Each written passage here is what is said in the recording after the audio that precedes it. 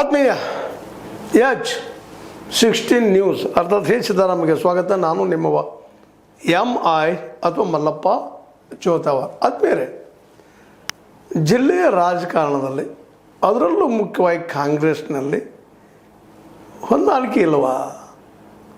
ಯಾಕಂದರೆ ರಮೇಶ್ ಕುರ್ಚಿ ಅವ್ರ ಮಾತುಗಳನ್ನು ಕೇಳಿದರೆ ಮೇಲಿಂದ ಅವರು ಇಂಟರ್ವ್ಯೂ ಕೊಡ್ತಾ ಇರ್ತಾರೆ, ಹೇಳ್ತಾ ಇರ್ತಾರೆ, ಇಲ್ಲಿ ಮೂಲ ಕಾರ್ಯಕರ್ತರಿಗೆ ಬೆಲೆ ಇಲ್ಲ, ನಮ್ದು ಯಾವುದೇ ಮಾತುಗಳನ್ನು ಕೇಳ್ತಾ ಇಲ್ಲ ಅನ್ನುವಂಥ ಮಾತನ್ನು.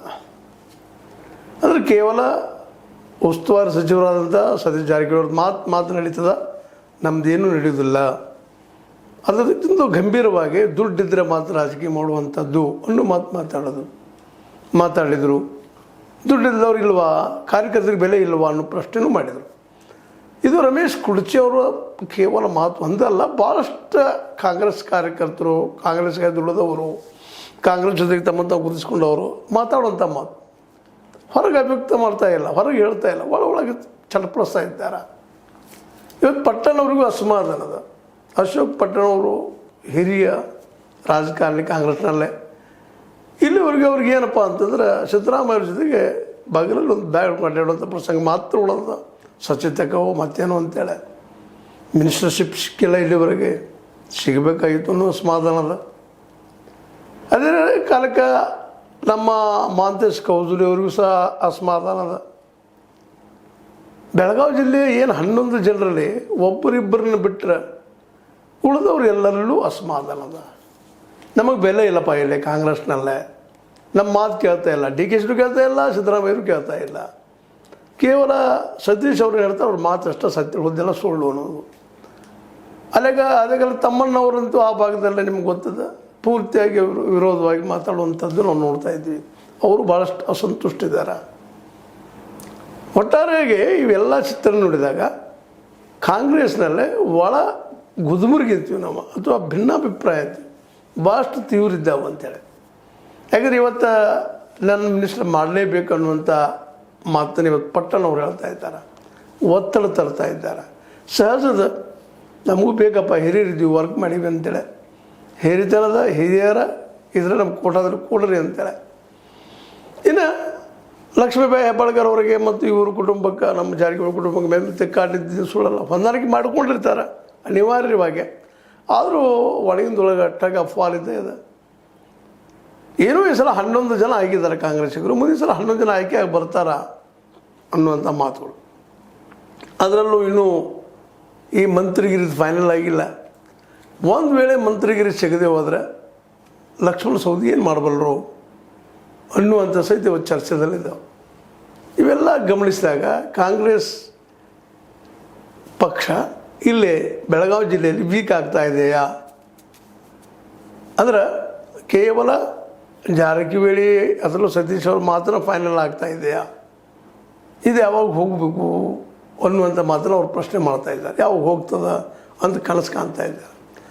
ಇಲ್ಲೇ ಅವ್ರಿಗೇನಿಲ್ಲ, ನಾವು ಸೇವೆಗೆ ತಕ್ಕಂಥದ್ದು ಪ್ರತಿಫಲ ಸಿಗ್ತಾ ಇಲ್ಲ ಅನ್ನುವಂಥದ್ದು, ನಾವೇನು ವರ್ಕ್ ಮಾಡಿದ್ದು ಸಿಗ್ತಾ ಇಲ್ಲ ಅನ್ನುವಂಥ ಮಾತನ್ನು, ನಾವು ಇನ್ನೂ ಹೆಚ್ಚು ದುಡಿತೀವಿ, ಇನ್ನೂ ಸಿಗಬೇಕಾಗಿತ್ತು, ನಮಗೆ ಸಿಕ್ಕಿಲ್ಲ, ಸಿಗಬೇಕು ಅನ್ನುವಂಥ ಅಸಮಾಧಾನವನ್ನು ತೊಡ್ಕೊಳ್ತಾ ಇದ್ದಾರೆ. ಇವತ್ತು 18 ಜನ ಶಾಸಕರಲ್ಲೇ 7 ಜನ ಈ BJPಗರು, ಇನ್ನುಳಿದ 11 ಜನ ಕಾಂಗ್ರೆಸ್ ಸಿಗದಿದ್ದಾರೆ. ಈ 11 ಜನರಲ್ಲೇ ಒಬ್ಬರು ಸವದತ್ತಿ ವಿಕಾಸ್ ವೈದ್ಯರನ್ನು ಬಿಟ್ಟರೆ ಉಳಿದವರು ಸತೀಶ್ ಅವ್ರ ಜೊತೆ ಗುರುತಿಸಿಕೊಳ್ಳುವುದರಲ್ಲೇ ಮುಂದೆ ಬಂದಿದ್ದು ನಾವು ವಿಶೇಷವಾಗಿ ನೋಡಿಲ್ಲ. ಸ್ವತಂತ್ರವಾದ ಮೀಡಿಯಾಗೆ ಬೇಕಾಗಿರುವುದು ಸ್ವತಂತ್ರ ಧ್ವನಿ. ಆ ಸ್ವತಂತ್ರ ಧ್ವನಿ ಉಳಿಸಲು ನೀವು ಮಾಡಬೇಕಾದದ್ದು ಇಷ್ಟೇ. ಅದೇನಪ್ಪಾ ಅಂತಂತಂದ್ರೆ, ನಿಮ್ಮ ಕೈಲಾದಷ್ಟು ಸಹಾಯ ಈ ಚಾನಲ್ಗೆ ಮಾಡಿ ಹಾಗೂ ನಿಮ್ಮ ಧ್ವನಿಯನ್ನು ಕಾಪಾಡಿಕೊಳ್ಳಿ. ವಿಶೇಷವಾಗಿ ಸಿದ್ದರಾಮಯ್ಯ ಜೊತೆಗೆ ಒಳ್ಳೆಯ ಸಂಬಂಧ ಇರೋದ್ರಿಂದಾಗಿ, ಇಬ್ಬರು ಜೊತೆಯಾಗಿ ಕಾಂಗ್ರೆಸ್ ಬಂದಿದ್ದರಿಂದಾಗಿ ಅವ್ರ ಮಧ್ಯದಲ್ಲಿ ಹೊಂದಾಣಿಕೆ ಅದ. ನಮ್ಮ ಸತೀಶ್ ಮತ್ತು ಸಿದ್ದರಾಮಯ್ಯರ ಮಧ್ಯದಲ್ಲೇ, ಸಿದ್ದರಾಮಯ್ಯರ ಬಲದಿಂದ ಇವತ್ತು ಜಿಲ್ಲೆಯಲ್ಲಿ ಉಸ್ತುವಾರಿ ಸಚಿವರಾಗಿದ್ದಾರೆ. ಇವತ್ತು ಉಳಿದವರೆಲ್ಲರೂ ವೈಯಕ್ತಿಕವಾಗಿ ಹೋಗಿ ನೀವು ಕೇಳಿದರೆ ಅವ್ರಿದ್ರ ವಿರೋಧನ ವ್ಯಕ್ತಪಡಿಸ್ತಾ ಇರ್ತಾರೆ, ವಿರೋಧವಾಗಿ ಹೇಳ್ತಾರೆ. ಇನ್ನು ಅಸಾಧ್ಯ ಅದ. ಈಗ ಸಿದ್ದರಾಮಯ್ಯರ ಮಾತು ನಡೀತಾ ಇದೆ ಅಂದಾಗ ಅದಕ್ಕೆ ವಿರೋಧವಾಗಿ ಅವ್ರು ಮಾತಾಡ್ತಾ ಇಲ್ಲ. ಅದರಲ್ಲಿ ರಮೇಶ್ ಕುರ್ಚಿ ಅವ್ರು ಮಾತ್ರ ಓಪನ್ ಆಗಿ ಮಾತಾಡ್ತಾ ಇದ್ದಾರೆ.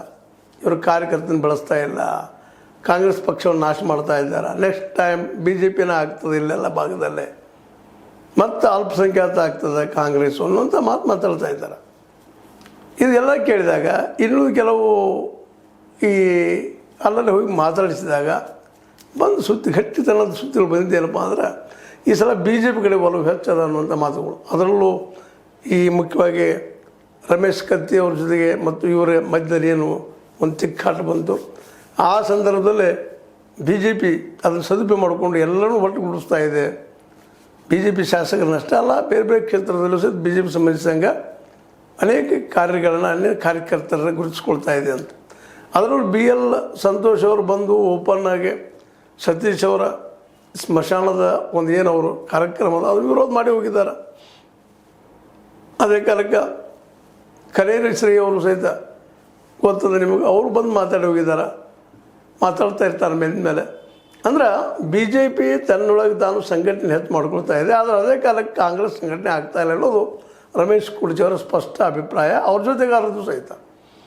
ಹೀಗಾಗಿ ಈ ಸಲದ 2028ರಲ್ಲಿ ಎಷ್ಟರ ಮಟ್ಟಿಗೆ ನಮ್ಮ ಜಾರಕಿಹೊಳಿ ಸಹೋದರರು ವಿಶೇಷವಾಗಿ ಕಾಂಗ್ರೆಸ್ಸಿಗರನ್ನು ಗೆಲ್ಲಿಸ್ಕೊಂಡು ಬರ್ಬೋದು ಅಂತೇಳಿ ಈಗ ಸ್ಪಷ್ಟ ಕಣ್ಣಿಗೆ ಕಾಣುವಂಥದ್ದು ಏನಪ್ಪ ಅಂದ್ರೆ ಸವದತ್ತಿಯ ಒಂದು ಸ್ಟೇಟನ್ನು ಇವರು ಗೆಲ್ಲಿಸ್ಕೊಂಡು ಬಂದಿರ್ಬೋದು, ಉಳಿದು ಯಾವುವೂ ಇಲ್ಲ, ತಮ್ಮ ಸ್ವಂತ ಬಲದ ಮೇಲೆ ಬಂದಿದ್ದಾರೆ ಅಂತ ಅನ್ನಿಸ್ತದೆ.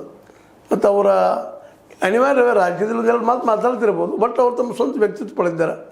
ರಾಮದುರ್ಗದಲ್ಲೇ ಇಬ್ಬರು ಇದ್ದಾರೆ, ಇನ್ನೊಬ್ಬ ಯಾದವಾಡರು, ಇವರು ಪಟ್ಟಣವರು, ಅವರಿಬ್ಬರಲ್ಲಿ ಒಬ್ಬರು ಯಾರೋ ಬರ್ತಿರ್ತಾ ಇರ್ತಾರೆ. ಅಲ್ಲಿ ಅವ್ರ ಹೊಂದಾಣಿಕೆನ ರಾಜಕೀಯದ. ಈ ಸಂದರ್ಭದಲ್ಲೇ ಇತ್ತೀಚೆಗೆ ಅಲ್ಲಿ ಒಂದು ಶುಗರ್ ಫ್ಯಾಕ್ಟ್ರಿಯಲ್ಲಿ ಎಲೆಕ್ಷನ್ ನಡೆದಾಗ ಇಬ್ಬರು ಒಂದಾಗಿ ನಮ್ಮ ಬಾಲಚಂದ್ರ ಜಾರಕಿಹೊಳಿ ಕ್ಯಾಂಡಿಡೇಟ್ನ ಸೋಲಿಸಿದ್ದು ನಾವು ನೋಡಿದ್ವಿ ಡಿ ಸಿ ಸಿ ಬ್ಯಾಂಕ್ ವಿಷಯದಲ್ಲೇ.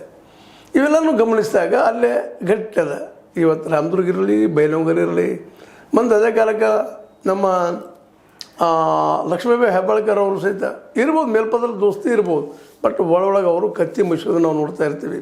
ಚಲ್ಲ ಸೆಟ್ಟಿವೈರಾಯ್ತು, ಅವರಾಯ್ತು, ಇವತ್ತು ಕಾಂಗ್ರೆಸ್ನಲ್ಲಿ ಇರ್ಬೋದು, ಆದರೆ ನಿಮ್ಮಿಂದ ನಾವಿಲ್ಲ, ನಮ್ಮಿಂದ ನೀವಿಲ್ಲ ಅನ್ನೋ ಮನಸ್ಥಿತಿಯೊಳಗೆ ಅವರಿದ್ದಾರೆ. ಯಾರು ಗೆದ್ದರು, ಯಾರು ಸೋತರು, ಯಾರ ಮೇಲೆ ಯಾವುದೂ ಪ್ರಭಾವ ಆಗುವಂಥದ್ದಿಲ್ಲ. ಅದಕ್ಕಿಂತ ಡೈರೆಕ್ಟಾಗಿ ಇವರೇ ಕಾರಣ ಅನ್ನುವಷ್ಟು ಮಟ್ಟಿಗೆ ಅವ್ರು ಟೀಕೆ ಮಾಡುವ ಮಟ್ಟಿಗೆ ಇದ್ದಾರೆ. ಇನ್ನು ಉಳಿದ್ರೆ ಯಾರಪ್ಪ, ಕಿತ್ತೂರು ಅವರು ಹಿಂಗೆ ಸಹಜವಾಗಿ ಅವರು ಎರಡೂ ಗಳಿದಂಗೆ ತೋರಿಸ್ಕೊಂಡು ಸಹಿತ ಸ್ವಂತ ವ್ಯಕ್ತಿತ್ವ ಕಾಯ್ಕೊಂಡಿದ್ದಾರೆ.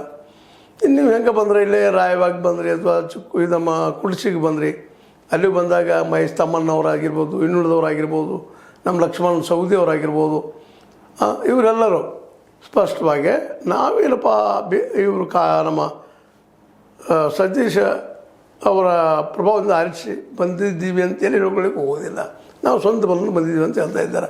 ಇವೆಲ್ಲನೂ ಸರ್ವೆ ಮಾಡ್ತಾ ಹೋದಾಗ ಕಾಂಗ್ರೆಸ್ಗೆ 2028ರಲ್ಲಿ ಬೆಳಗಾವಿ ಜಿಲ್ಲೆಯಿಂದ ಎಷ್ಟು ಆಯ್ಕೆ ಆಗ್ಬೋದು, ಅದರಲ್ಲೂ ಮುಖ್ಯವಾಗಿ ಸತೀಶ್ ಜಾರಕಿಹೊಳಿ ಅವರು ಎಷ್ಟು ಆಯ್ಕೆ ಮಾಡ್ಕೊಂಡು ಹೋಗ್ಬೋದು, ತಾವಂತೆ ಆಯ್ಕೆ ಆಗ್ತಾರೆ ಅನ್ನೋದು ಭರವಸೆ ಅವ್ರಿಗೆ ಅದ.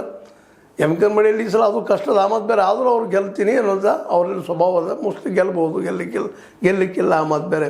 ಬಟ್ ಈ ಸಲ ಎಮ್ಕನ್ಮಡಿ ಒಂದು ವೇಳೆ ನಮ್ಮ ಈ ಒಂದು ರಮೇಶ್ ಕತ್ತಿ ಅವ್ರು ಹಾಕಿದ ಪ್ಲ್ಯಾನ್ ಪ್ರಕಾರ ಉಂದ್ರಿ ಮತ್ತು ಹೊಸಗಿ ಒಂದಾಗೆ ಅಲ್ಲಿ ನಿಂತರೆ ಎಮ್ಕನ್ಮಡಿ ಮತ್ತು ಜೊತೆಗೆ ಎ ಬಿ ಪಾಟೀಲರು ಮತ್ತು ರಮೇಶ್ ಕತ್ತಿ ಅವರು ಜೊತೆಗೆ ಫೋರ್ಸ್ ಮಾಡಿದರೆ ಅಲ್ಲಿ ಸತೀಶ್ ಅವ್ರು ಗೆಲ್ಲೋದು ಭಾಳ ಕಷ್ಟ ಅಂತೇಳಿ ಮಾತುಗಳಿದ್ದಾವೆ.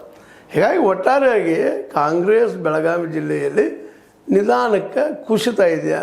ಯಾಕಂದ್ರೆ ಈಗ ಯಾವುದೋ ಅಪಾಯಿಂಟ್ಮೆಂಟ್ ಆದರೂ ಸಹಿತ ಈ ಸತೀಶ್ ಅವ್ರಿಗೆ ಬೇಕಾದವ್ರಿಗೆ ಮಾತ್ರ ಕಟ್ಟಿನ ಜಾಗಗಳು ಸಿಗ್ತಾ ಇದ್ದಾವೆ, ಈ ಉಳಿದವ್ರಿಗಿಲ್ಲ. ಕಾಡ ಆಗಲಿ ಮತ್ತೇನೋ ಆಗಲಿ ಎಲ್ಲೂ ಆಗಲಿ ಇವರು ಮಾತ್ರ ನಡೀತದೆ ಜಿಲ್ಲೆ ತುಂಬ ಅನ್ನುವಂಥ ಅಸಮಾಧಾನ ಸಹಿತ ಜಿಲ್ಲೆಯ ಕಾಂಗ್ರೆಸ್ಸಿಗರಲ್ಲಿದೆ.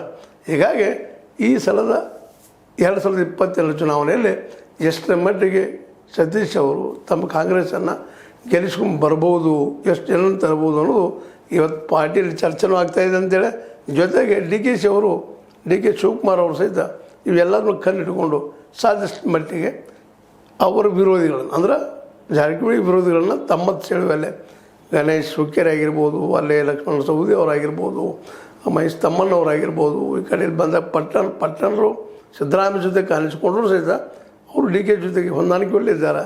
ಅದೇ ಕಾಲಕ್ಕೆ ಕೌಸಲಿಗೆ ಅವರು ಇವರೆಲ್ಲರೂ ಇವತ್ತು ಈ ಹಾದಿ ನೋಡ್ತಾ ಇದ್ದಾರೆ. 2028 ಒಳಗೆ ನಮಗೇನು ಆಗ್ಬೋದೇನು ಅಂತೇಳಿ ಎಲ್ಲ ನೆರಗಟ್ಟಿನಲ್ಲಿ ಸತೀಶ್ ಅವ್ರ ಮುಂದೆ ಇವತ್ತು ದೊಡ್ಡ ಸವಾಲುಗಳಿದೆ ಬೆಳಗಾವಿ ಜಿಲ್ಲೆಯಲ್ಲಿ. ಅವರು ಗೆಲ್ಲಬಹುದು, ಯಾಕಂದ್ರೆ ಅವ್ರ ಮೇಲೆ ಹೇಳ್ತಾರೆ ನೀವು ಯಾರಿಗೆ ಟಿಕೆಟ್ ಕೊಡ್ತೀವಿ ಅಂದರೆ ಗೆಲ್ಲವ್ರು ಟಿಕೆಟ್ ಕೊಡ್ತೀವಿ ಅಂತ. ಯಾರು ಗೆಲ್ಲವರು ದುಡ್ಡಿದ್ದವ್ರು ಗೆಲ್ತಾರೆ ಅನ್ನೋದು ಅವ್ರೊಂದು ನಂಬಿಕೆ ಅದ. ಅದು ಮೇಲೆ ವ್ಯಕ್ತ ಮಾಡಿದ್ದಾರೆ ಅವರು, ಸ್ವತಃ ಅವರು ವ್ಯಕ್ತ ಮಾಡಿದ್ದಾರೆ. ಇವತ್ತು ದುಡ್ಡಿಲ್ಲದೆ ಆಗುವುದಿಲ್ಲ ಅನ್ನೋದು ಅದು ಅಷ್ಟು ಸತ್ಯ, ಕಠೋರ ಸತ್ಯ ಅದ. ಆ ದಿಶೆಯಲ್ಲಿ ಅವ್ರು ಮಾತಾಡಿದ್ದಾರೆ. ಅದನ್ನು ರಮೇಶ್ ಕುರ್ಚಿ ಅವರು ಮೇಲೆ ಟೀಕಾ ಮಾಡ್ತಾ ಇರ್ತಾರೆ. ದುಡ್ಡು ಅಂತ ಏನು ವ್ಯಕ್ತಿತ್ವ ಬ್ಯಾಡ ಅಂತ ಅವ್ರು ಕೇಳ್ತಾ ಇದ್ದಾರೆ. ಒಂದು ಆದರ್ಶದ ಮಾತು. ಅದಕ್ಕೆ ಉತ್ತರ ಇನ್ನು ಮುಂದಿನ ದಿನದಲ್ಲಿ ಈ ಮತದಾರರು ಕೊಡ್ಬೇಕು ಅದಕ್ಕೆ. ಯಾಕಂದ್ರೆ ಯಾರು ಸತ್ಯ ಯಾರು ಸುಳ್ಳು ಅನ್ನೋದು ಮತದಾರರಿಗಿಂತ ಹೆಚ್ಚಿಗೆ ಅರಿತುಕೊಂಡವ್ರು ಯಾರಿದ್ದಾರೆ. ಏನಾಗಲಿ ಸತೀಶ್ ಅವರು ಈ ಸಲ ಏನೋ 11 ಗೆದ್ದಿದ್ದಾರೆ. 11ರಲ್ಲಿ 1 ಮಾತ್ರ ನಮ್ಮ ಏನೋ ಸೌದತ್ತಿದ್ದು ಇವ್ರ ಜೊತೆಗೆ ಬಂದಂಥ, ಉಳಿದವರೆಲ್ಲ ತಮ್ಮ ತಮ್ಮ ವ್ಯಕ್ತಿತ್ವ ಮೇಲೆ ಮತ್ತು ಕಾಂಗ್ರೆಸ್ಸಿನ ಪಕ್ಷದ ಬಲದ ಮೇಲೆ ಆಯ್ಕೆ ಆಗಿದ್ವಿ ಅಂತ ಅವರೆಲ್ಲ ಹೇಳ್ಕೊಳ್ತಾರೆ. ನಾವು ಯಾರಿಂದ ಆಯ್ಕೆ ಆಗಿಲ್ಲ ಅಂತಲೂ ಮಾತ್ರ ಸ್ಪಷ್ಟಪಡಿಸ್ತಾರೆ. ಅದು ನೋಡೋಣ ಏನಾಗ್ತದೆ ಸರ್. ಎಷ್ಟು ಮಟ್ಟಿಗೆ ಬೆಳಗಾವಿ ಜಿಲ್ಲೆಯಲ್ಲಿ ನಮ್ಮ ಸತೀಶ್ ಅವರು 2022 ಹಿಡಿದು ಸಾಧಿಸ್ಬೋದು. ಯಾಕಂದರೆ ಬಂತು 2028, 26ರಲ್ಲಿ ಶುರುವಾಗಿದೆ. ಯಾರು ಮೇ ಬಂತು, 27, 28 ಅನ್ನೋದ್ರಾಗ ರಾಜಕೀಯ ಜೀವನದಲ್ಲಿ ಬರ್ತದೆ ಅಂತ ಹೇಳ್ತಾ, ಬೆಳಗಾವಿ ಜಿಲ್ಲೆಯಲ್ಲಿ ಕಾಂಗ್ರೆಸ್ ಕುಸಿತ ಇದೆಯಾ? ನಿಮಗೇನು ಅನ್ನಿಸ್ತದೆ ಇದು? ಸರಿನಾ ತಪ್ಪ? ಸರಿ ಅಂತ ತಪ್ಪಲ್ಲಿ ಲೈಕರ್ ಮಾಡಿ, ಡಿಸ್ಲೈಕರ್ ಮಾಡಿ, ಏನಾರ ಮಾಡಿ ಮಾಡ್ತಾಯಿರಿ ಅಂತ ಹೇಳ್ತಾ H16 ನ್ಯೂಸ್ ಅರ್ಥಾತ್ ಸಿದ್ದರಾಮಯ್ಯ ಸತ್ಯ ಕೈಗಳಲ್ಲಿ ವಂದನೆಗಳು. ಆತ್ಮೀಯ ಸಾರ್ವಜನಿಕರಲ್ಲಿ H16 ಅರ್ಥಾತ್ ಸೀತಾರಾಮದಿಂದ ಒಂದು ಮನವಿ.